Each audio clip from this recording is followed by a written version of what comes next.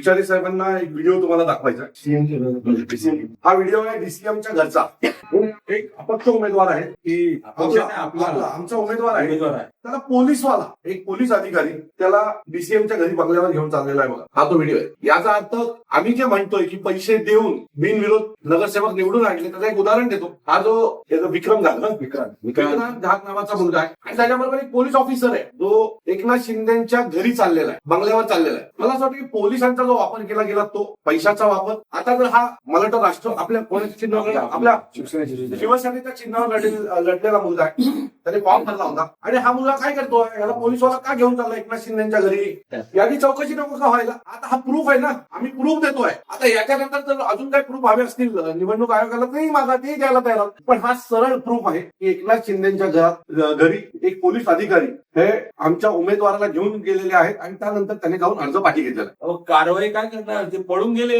गावाकडे पण नाही, ते पळाले, भूमिगत झाले. तुम्हाला माहिती असेल गेल्या 2 दिवसापासून ठाण्यामध्ये काय चाललंय. आता 11 दिवस मतदानासाठी शिल्लक राहिले आणि मला वाटतं 12व्या दिवशी निकाल लागणार आणि आज परिस्थिती प्रचाराचा फक्त 10 दिवस उरलेले आणि अशा परिस्थितीमध्ये तुम्ही बघितलं असेल या महाराष्ट्रामध्ये जवळजवळ 68 बिनविरोध निवडून आलेले आहेत. त्यातल्या कल्याण डोंबिवली ते बघितलं असेल, हे संपूर्ण महाराष्ट्रातलं मी सांगतो तुम्हाला. बीजेपीचे 44 नगरसेवक बिनविरोध निवडून आलेले. त्यानंतर शिंदे गटाचे 22, अजित पवारांचे 2, असे जवळजवळ एमआयएम आणि अजून कोणतरी अपक्ष मला वाटतं निवडून आले. 68 या महाराष्ट्रामध्ये बिनविरोध निवडून आले. तुम्ही बघितलं असेल कल्याण डोंबिवलीला 15 बीजेपीचे, तर तिथे रवींद्र चव्हाण तिथलं नेतृत्व करतायत ठाण्यामध्ये आणि याच्यामध्ये तुम्ही बघितलं असेल 7 नगरसेवक त्या ठिकाणी बिनविरोध आले. अजित पवार गटाचे 2. तुम्ही बघितलं असेल की कुठल्या परिस्थितीमध्ये या ठाणे महापालिकेमध्ये किंवा कल्याणला असेल किंवा इतर महाराष्ट्रामध्ये असेल हा नवीन फंडा सुरू झाले. म्हणजे पहिला बघितलं होतं आम्ही तुमच्या मशीन मध्ये गडबड, वोट चोरी, त्यानंतर बोगस मतदार. आता एक महाराष्ट्रामध्ये नवीन प्रकार या ठिकाणी जिंकण्यासाठी म्हणजे इलेक्शनच्या अगोदरच त्या ठिकाणी पैसे देऊन, धमक्या देऊन, पोलीस यंत्रणा वापरून, त्याचबरोबर पैशाचा आमिष दाखवून कोट्यावधी रुपयाचा व्यवहार या ठिकाणी या संदर्भामध्ये झालेला आहे. संबंध तुम्ही जर बघितलं असेल 68 बिनविरोध आले, त्यातला एकही विरोधी पार्टीचा नाही. म्हणजे ना शिवसेना उद्धव बाळासाहेब ठाकरे गटाचा आहे किंवा महाराष्ट्र नवनिर्माण सेना असेल किंवा इतर पक्ष. म्हणजे तुम्ही कशा पद्धतीने हे जे सर्व षडयंत्र केलेलं आहे ते तुमच्या पण लक्षात आलं असेल. तुम्ही बघितलं असेल माझ्याकडे एक व्हिडिओ आहे,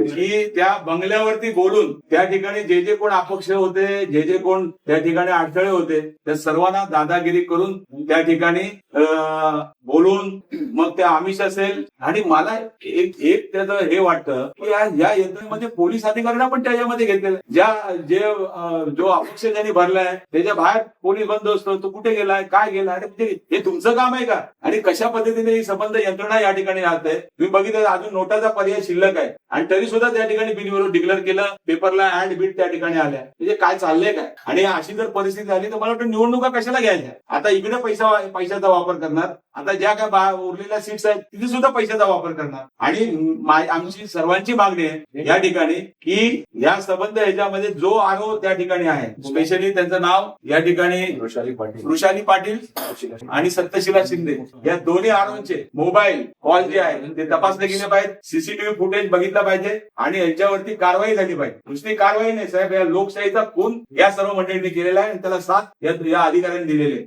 आज तुम्ही बघितलं असेल या ठाण्यामध्ये कशा पद्धतीने वाहतूक कोंडी असेल, सर्व प्रश्न गेल्या 3 वर्षात राहिलेत बाजूला. फक्त पैसे कमवा आणि पैसे वाटा, या हाच परिस्थिती या ठाण्यावरती त्यांनी आणून ठेवलेली. म्हणून पहिली गोष्ट आमची पहिली मागणी आहे, या संबंध गोष्टीची चौकशी झाली पाहिजे. जे त्यामध्ये जे अधिकारी ज्यांनी या घोषित केलेले आहेत त्याचे सर्व सीसीटीव्ही फुटेज पाहिजे आम्हाला. आणि त्या संदर्भामध्ये मला वाटतं निवडणूक आयुक्तांनी सुद्धा घेतलेली आहे, गंभीर दखल त्या संदर्भात घेतलेली आहे. तर या अधिकाऱ्यांना पहिलं त्या तिकडून बाजूला करून नवीन अधिकारी त्या ठिकाणी नेमावं, जेणेकरून ही निवडणूक राहिलेली ह्याच्या पद्धतीने पार पडेल. सत्वशीला शिंदे असतील तर मला असं वाटतं की एकदा परत रिपीट करतो सगळं. विचारे साहेबांना एक व्हिडिओ तुम्हाला दाखवायचा.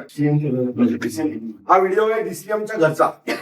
एक अपक्ष उमेदवार आहेत की आमचा उमेदवार आहे त्याला पोलीसवाला एक पोलीस अधिकारी त्याला डीसीएमच्या घरी बंगल्यावर घेऊन चाललेला आहे बघा. हा तो व्हिडिओ आहे. याचा अर्थ आम्ही जे म्हणतो पैसे देऊन बिनविरोध नगरसेवक निवडून आणले त्याचं एक उदाहरण देतो. हा जो विक्रम जहाग नावाचा मुलगा आहे आणि त्याच्याबरोबर एक पोलीस ऑफिसर आहे जो एकनाथ शिंदेच्या घरी चाललेला आहे, बंगल्यावर चाललेला आहे. मला असं वाटतं की पोलिसांचा जो वापर केला गेला तो पैशाचा वापर. आता जर हा मला वाटतं राष्ट्र आपल्या कोणाच्या चिन्हावर आपल्या शिवसेनेच्या चिन्हावर लढलेला मुलगा आहे, त्याने फॉर्म भरला होता आणि हा मुलगा काय करतो, याला पोलीसवाला का घेऊन चालला एकनाथ शिंदेच्या घरी, याची चौकशी नको का व्हायला. आता हा प्रूफ आहे ना, आम्ही प्रूफ देतोय. आता याच्यानंतर जर अजून काही प्रूफ हवे असतील निवडणूक आयोगाला नाही मागा ते द्यायला तयार, पण हा सरळ प्रूफ आहे की एकनाथ शिंदेच्या घरी एक पोलीस अधिकारी हे आमच्या उमेदवाराला घेऊन गेलेले आहेत आणि त्यानंतर त्याने जाऊन अर्ज पाठी घेतलेला आहे. याचा देखील तुम्ही टाइम मॅच करू शकता की तो त्यांच्या घरी कधी गेला आणि तिकडनं अर्ज पाठी घ्यायला कधी गेला. सो या सगळ्या गोष्टी पाहता ही संपूर्ण निवडणूक ही मला असं वाटतं पैशानी आणि पोलीस यंत्रणेच्या दबावाखाली लढली जाते. आमचे परत विचारे साहेबांचे प्रेस कॉन्फरन्स मध्ये जे मुद्दे मांडले ते मी परत एकदा म्हणतो. आमचा सगळ्यात पहिला मुद्दा वागळेच्या ज्या आरो आहेत, वागळे काय विशाली पाटील आणि सत्वशिला शिंदे या दोन्ही आरोची चौकशी होणं गरजेचं आहे. त्या दिवशी देखील त्यांनी आम्हाला सांगितलं माझ्याकडनं चुकी झाली, 11च्या आधी फॉर्म डिस्प्ले करायचे होते. तिने 3:30 वाजता फॉर्म डिस्प्ले केले. 3:30 वाजता जो फॉर्म डिस्प्ले केला तो फॉर्म देखील चुकीचा होता असं तिचं मत आहे. त्याबद्दल तिने आमची माफी मागितली आहे. अशा प्रकारे जर एखादी अधिकारी निवडणूक यंत्रणा राबवत असेल तर ती चुकीची आहे. जे 3 बिनविरोध आले ठाण्यात, 4 की 5 बिनविरोध आले, त्याचे 3 बिनविरोध हे त्या महिलेच्या इथे आले. तिथले जेवढे अपक्ष उमेदवार होते त्यांचे फॉर्म का पाठी घेतले गेले, त्यांचे फॉर्म का रद्द झाले, त्यांना का डिस्क्वालिफाय करण्यात आलं, या सगळ्याची चौकशी व्हायला पाहिजे. आणि या दोन्ही महिलांच्या नेतृत्वात ही निवडणूक नीट होऊ शकणार नाही. त्यामुळे नवीन आरोची नेमणूक करावी अशी आमची निवडणूक आयोगाकडे मागणी आहे. कारण त्यातला विक्रम चव्हाण नावाचा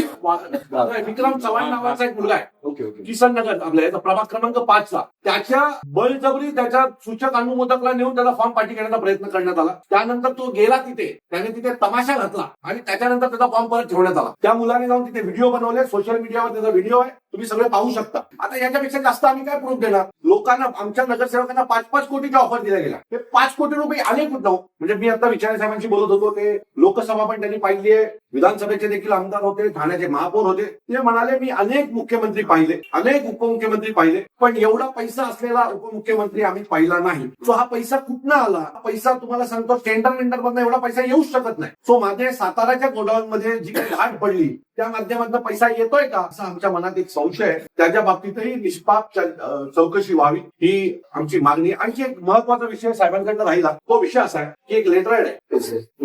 हा लेटरहेड प्रताप सरनाईक यांचा जो सरकारी लेटर आहे, आमदारकीचं ज्याला पत्र म्हणतो, मंत्री महोदयांचं जे लेटर असतं ज्याच्यावर लोकांची कामं केली जातात, अशी प्रशासकीय कामासाठी हा लेटरहेड असतो.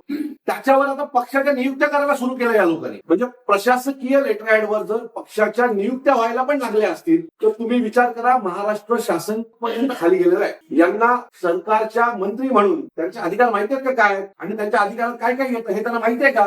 तर असा लेटरहेड वापरून जर ते पक्षाच्या नियुक्त्या करतायत त्यांच्या, आता ह्या काय त्यांनी मला असं वाटतं की एक तर पक्षाच्या त्यांनी जाहीर करावं पक्षाच्या नियुक्त्या आहेत की यांना कुठल्या कमिट्या दिल्यात.